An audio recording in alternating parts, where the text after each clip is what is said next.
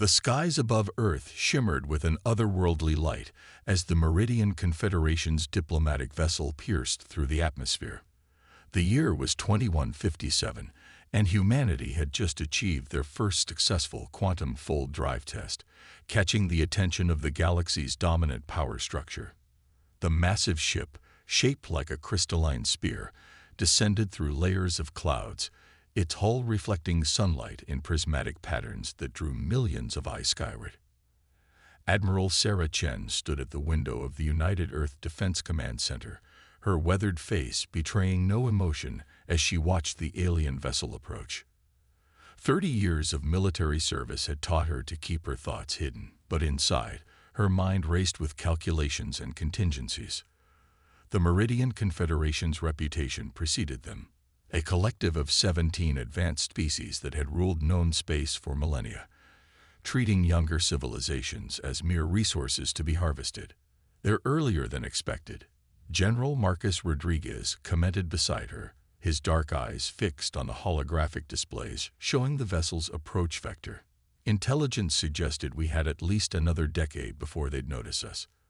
The quantum fold test changed everything, Chen replied, her fingers drumming quietly on the reinforced glass. We knew it would. That's why we did it. The test had been a carefully orchestrated move in a game humanity had been playing for years, ever since their first deep space probes had detected signs of the Confederation's influence. Earth's leaders had known this day would come. What the Meridians didn't know, what humanity had taken extraordinary measures to hide, was that the public test was merely a fraction of their true capabilities. Inside the massive underground complex beneath their feet, quantum computers processed data from thousands of hidden sensors across the solar system. Project Oracle, as it was known to only a handful of individuals, had been monitoring Confederation communications for years, breaking their encryption, learning their weaknesses. The quantum fold drive test wasn't a breakthrough. It was bait. The Meridian vessel settled into a geosynchronous orbit, and within hours, their demands were transmitted globally. The message was delivered by High Arbiter Zixtal, a towering figure whose crystalline exoskeleton sparkled with bioluminescent patterns. The alien's voice was simultaneously translated into every human language as it spoke. People of Earth, the Meridian Confederation acknowledges your achievement of quantum fold technology. As per Galactic Protocol 7249, emerging civilizations must submit to Confederation oversight to ensure stable development. You will surrender your military assets, provide unrestricted access to your technological databases, and accept Confederation governors in all major population centers. Failure to comply within one standard rotation will result in immediate pacification. The message ended with a detailed list of demands and requirements. As it played across every screen and holographic display on Earth, Admiral Chen allowed herself a small smile. In the privacy of her office, she activated a quantum-encrypted channel to the Security Council. They took the bait, she reported. Exactly as anticipated. Initiating Phase 2. Across the solar system, hidden shipyards stirred to life. In the depths of Mars' Valles Marineris, vast assembly lines had been producing vessels equipped with technology far beyond what humanity had publicly revealed. Beneath the ice of Europa, quantum weapon platforms awakened from their dormant state. In the asteroid belt, thousands of automated defense platforms silently adjusted their positions. The Meridians had made a critical error, one that countless powers throughout history had made before them. They had assumed that humanity's public face represented the full extent of their capabilities. They hadn't considered that a species that had survived countless wars, natural disasters, and near-extinction events might have learned the value of keeping their true strength hidden. In the following days, Earth's official response was carefully measured. Diplomatic channels buzzed with discussions, requests for clarification, and apparent signs of internal disagreement among human leadership.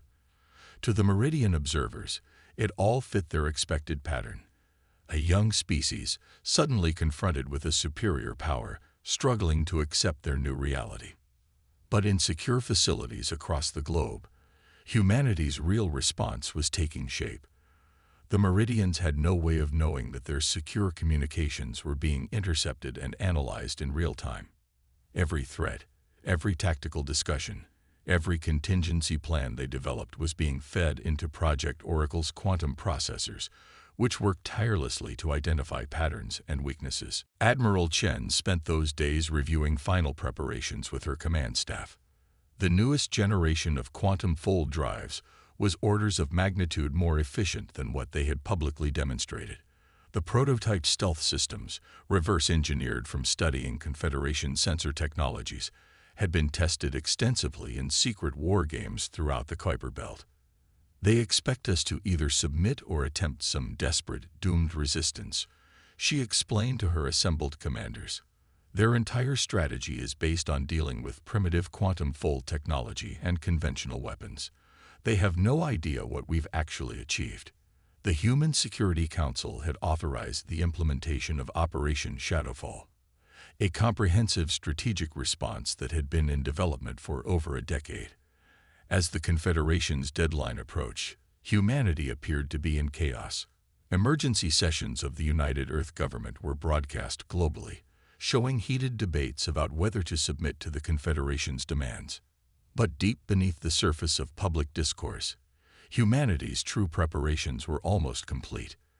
The Meridians would soon learn what humans had known throughout their history, that the most dangerous opponent isn't the one who shows their strength, but the one who knows how to hide it until the perfect moment.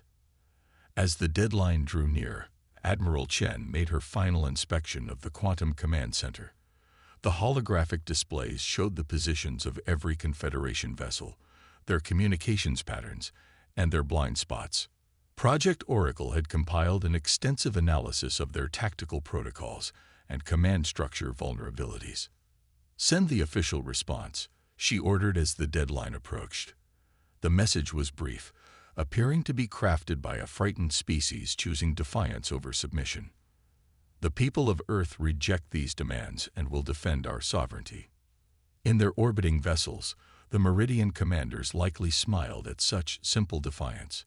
They had no way of knowing that they had already lost, that humanity's real response would come from places and technologies they couldn't even detect. The game was about to begin, and humanity was playing for keeps. In the depths of Titan's methane seas, humanity's most advanced research facility hummed with activity. Dr. Yuki Tanaka stood before a massive quantum display, watching as the final simulations of Project Prometheus reached completion. The facility, known officially as Deep Station Alpha, had been constructed 15 years ago under the cover of a methane mining operation. Its true purpose was far more ambitious. "Final resonance tests are complete," Dr. Tanaka announced to the assembled team. "The quantum field manipulator is stable at full power." Behind her, a device that looked deceptively simple, a spherical array of crystalline structures suspended in a magnetic field, pulsed with a soft blue light. This was humanity's secret weapon, the culmination of decades of research into quantum mechanics and dark energy manipulation. The quantum field manipulator wasn't just a weapon. It was a revolution in physics. By manipulating quantum fields at a fundamental level, it could alter the very fabric of space-time. In practical terms, it could render Confederation shields useless, disrupt their quantum communications, and even prevent their ships from entering quantum fold space. Across the solar system, similar preparations were reaching their final stages. In the asteroid belt, Commander James O'Neill supervised the activation of the swarm. Thousands of autonomous combat drones equipped with advanced AI and quantum-entangled communication systems. Unlike traditional military forces, the swarm operated as a single distributed intelligence, able to adapt and respond to threats faster than any biological commander could. "Swarm consciousness is online," the AI reported. All units showing green status. O'Neill watched as the holographic display showed thousands of points of light spreading throughout the asteroid belt, each representing a drone that could match a Confederation corvette in combat capability. On Mars, General Maria Santos oversaw the final checks of the subterranean shipyards. The vessels being produced here bore little resemblance to the primitive ships humanity had allowed the Confederation to observe. These were quantum-shifted battlecruisers designed to phase between dimensions, making them virtually impossible to detect or target with conventional weapons. Production Line Alpha reports all vessels at combat readiness, her assistant reported. Beta and Gamma lines will complete final units within 48 hours. The massive underground facilities stretched for kilometers, their existence hidden by a combination of advanced holographic technology and careful manipulation of orbital observation data. But perhaps the most ambitious element of humanity's preparation was taking place in virtual space. Dr. Elena Rodriguez, head of Project Oracle's Cyber Warfare Division, monitored the quantum AI systems that had been infiltrating Confederation networks for years.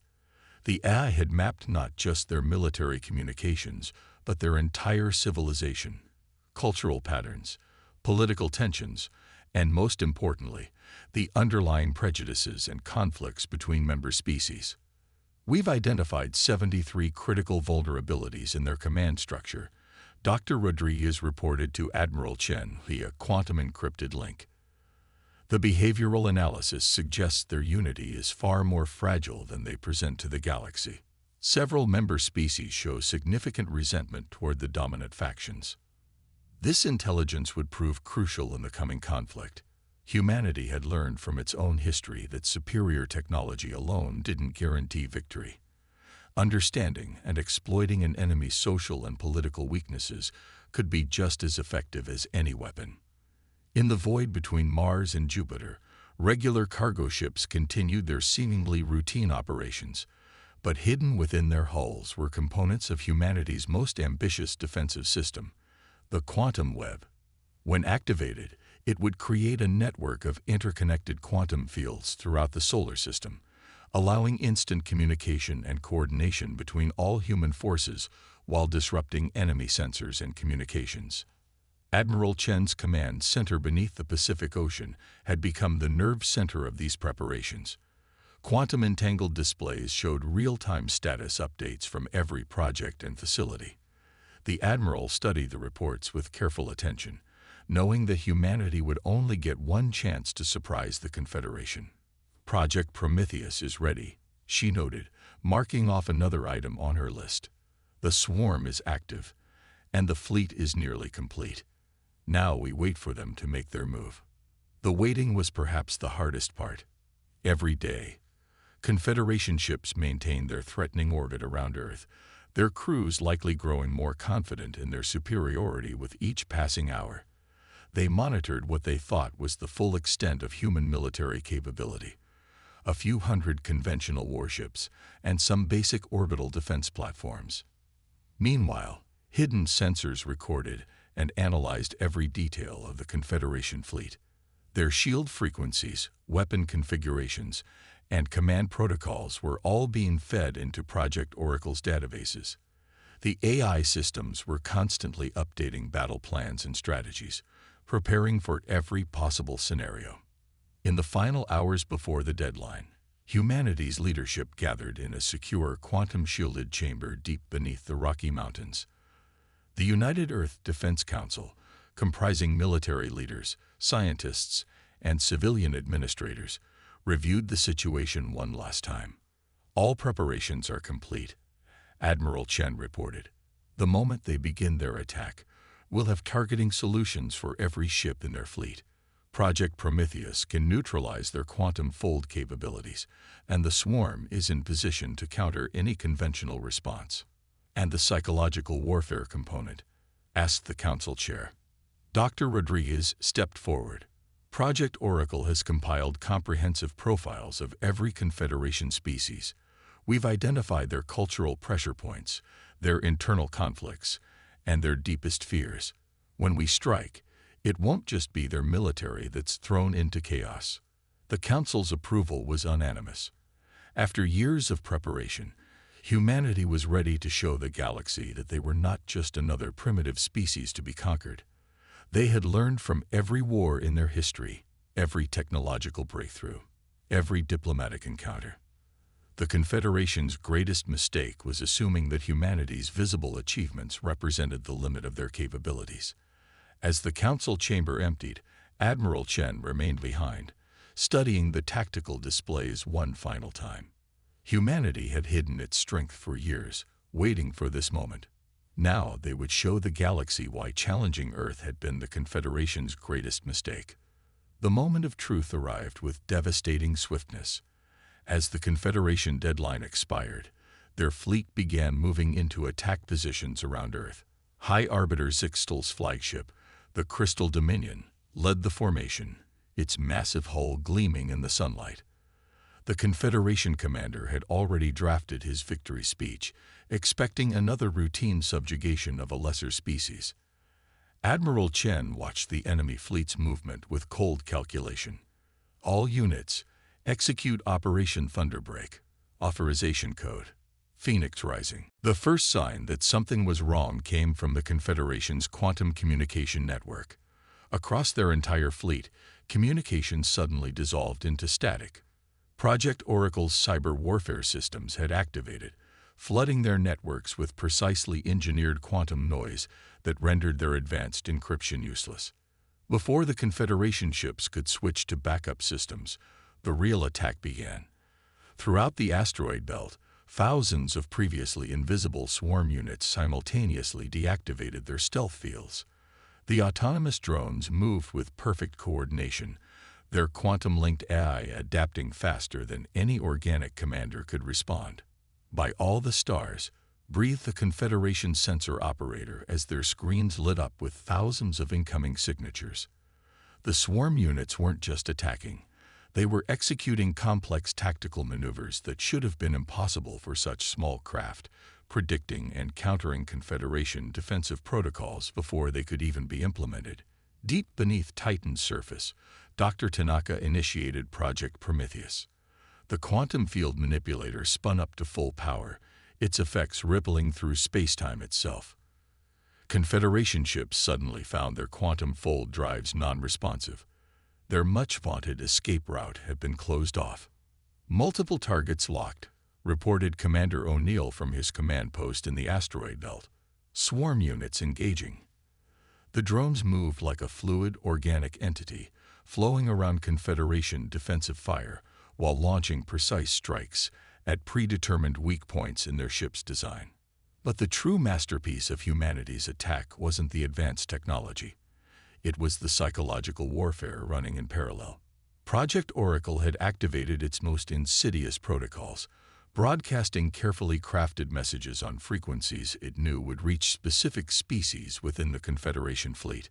To the Arxer crews, the messages suggested that their Meridian commanders had deliberately placed them in the most dangerous positions.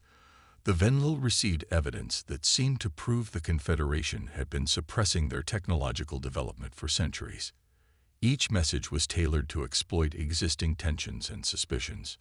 Admiral Chen watched as the first signs of confusion spread through the enemy fleet. Ships began breaking formation, some crews more focused on confronting their supposed allies than defending against the human attack.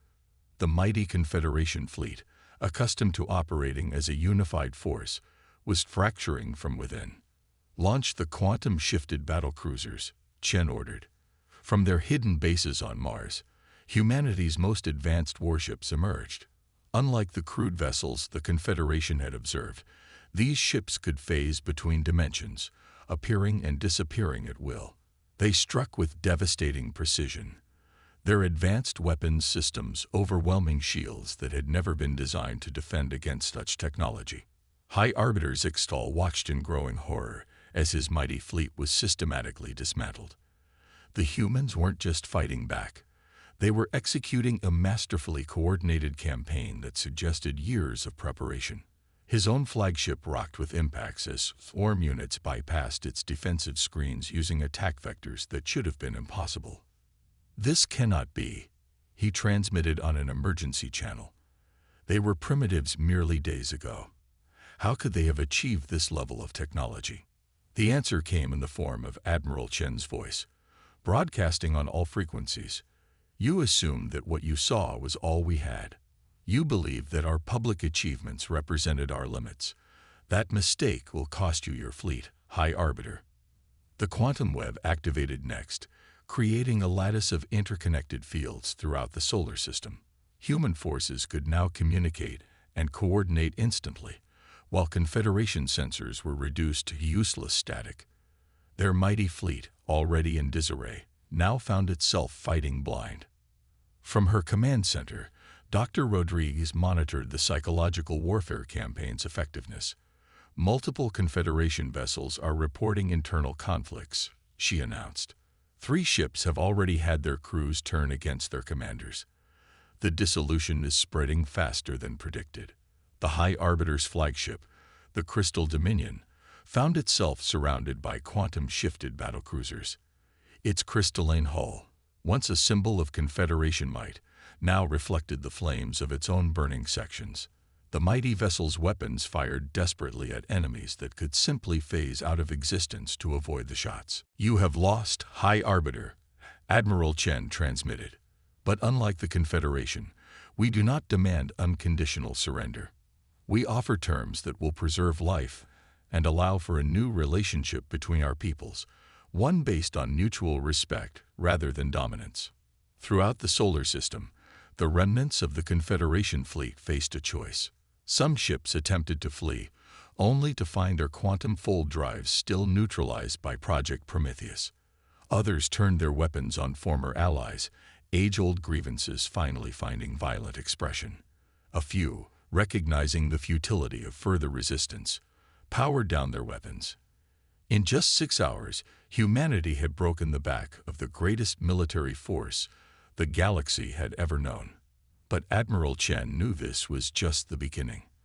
The real challenge would be reshaping the political landscape of known space, ensuring that Earth's victory led to lasting change rather than endless conflict.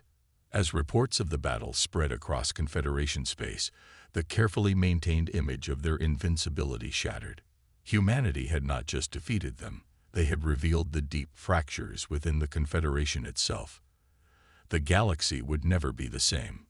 6 months after the Battle of Sol System, Earth had become the center of a diplomatic revolution that was reshaping the galaxy. The gleaming spires of New Geneva, humanity's first international space city, hosted representatives from over 30 formerly subjugated species.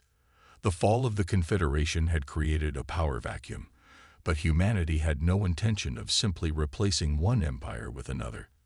Admiral Chen, now serving as Earth's primary diplomatic representative, stood before the first gathering of the Galactic Concordat. The chamber, designed with quantum-shifted architecture that adapted to accommodate the physical needs of any species, symbolized humanity's new approach to interstellar relations. "We did not fight the Confederation to become the new oppressors," she declared to the assembled delegates. "Earth proposes a different path, one of genuine cooperation and mutual advancement. The age of domination through force is over.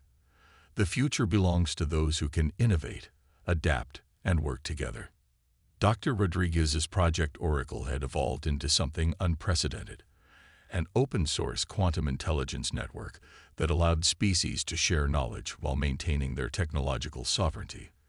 The very systems that had helped defeat the Confederation were now being used to heal the divisions they had created. "Knowledge should not be a weapon," Dr. Rodriguez explained to a group of alien scientists examining the network. "But neither should it be hoarded. Each species brings unique perspectives and insights. Together, we can achieve things none of us could manage alone." The quantum web, once a military asset, was being transformed into a galactic communications network. Commander O'Neill oversaw the installation of quantum relay stations that would allow instant communication across vast distances. But unlike the Confederation's controlled networks, this system was designed with transparency and equal access for all member species. "The key to preventing the rise of another Confederation," O'Neill explained, "is ensuring no single power can control the flow of information or technology. Every species must have the ability to verify and validate what they're being told." Perhaps the most profound changes were happening in the realm of science and technology. Dr. Tanaka's team had begun sharing some of humanity's quantum field manipulation techniques with other species, but in a controlled and ethical manner. The goal wasn't to maintain technological superiority, but to ensure that advanced technology would be used responsibly. The Confederation's mistake was believing that technological advancement alone meant superiority. Dr. Tanaka told a conference of multi-species researchers, "We learned through our own history that technology without wisdom leads to destruction. That's why the Concordat's scientific cooperation includes ethical oversight and mutual accountability." The former Confederation member species were undergoing their own transformations. Without the oppressive hierarchy that had defined our society for millennia, they were rediscovering their own cultural identities and innovative potential. Many had begun developing technologies that the Confederation had deliberately suppressed, leading to a renaissance of scientific advancement across known space. High Arbiter Zixtal, now serving as a civilian advisor to the Concordat, had undergone his own transformation. "I see now what we have become," he admitted during a public address. "In our quest for order and control, we had stagnated. Humanity didn't just defeat us, they showed us a better way forward." The swarm units that had once turned the tide of battle were being repurposed for peaceful applications, exploration, search and rescue, and scientific research. Their quantum-linked AI now coordinated with similar systems from other species, creating a collective intelligence that served the common good rather than military objectives. General Santos, overseeing the conversion of Mars military shipyards to civilian use, reflected on the changes. "We built all this preparing for war," she noted, watching as ships of various species docked at the formerly secret facility. But its true purpose turned out to be bringing people together. 1 year after the battle, humanity hosted the first Galactic Innovation Summit. Representatives from over 50 species gathered to share ideas and technologies freely. The event was held in quantum-shifted space, allowing species with incompatible environmental needs to interact seamlessly. It was a far cry from the Confederation's rigid hierarchy of controlled technological access. Admiral Chen, watching the proceedings from her office in New Geneva, received a message from the Concordat's newly formed Council of Species. The message was simple but profound. The majority of known spacefaring civilizations had voted to adopt Earth's quantum encryption protocols as the new galactic standard. It was a symbol of how completely the balance of power had shifted. "We succeeded because we remembered our own history," she reflected, looking out at the Earth shining below the orbital city. "Every empire that ruled through force eventually fell. But cooperation, innovation, and genuine respect for diversity, these are foundations that can last." The galaxy was entering a new age. The Confederation's fall had cleared away millennia of stagnation and oppression, allowing something new to emerge. Humanity had proved that true strength lay not in domination, but in the ability to bring people together, to innovate, and to imagine better possibilities. As ships from dozens of species moved through the solar system, their quantum drives pulsing in harmony with the new networks humanity had helped create, the future seemed brighter than ever. The great deception that had brought down an empire had given birth to something far more valuable, a genuine fellowship of equals, ready to face the universe's challenges together.